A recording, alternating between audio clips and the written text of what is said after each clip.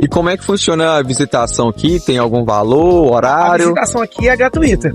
Você pode vir tranquilo. Tem a área aí que a gente vai mostrar para vocês, que é a parte da área de camping. Tem uma churrasqueira lá para poder acesso. Tem uma mina de água que fica do lado lá. Vocês vão ver também. Tem os banheiros. Então o acesso aqui é totalmente gratuito, tá? Geralmente no final de semana ele é bem visitado. E principalmente agora na época das cachoeiras, né? Que é a nossa época da primavera-verão. Todos os dias funciona aqui? Domingo a domingo? De domingo a domingo, né?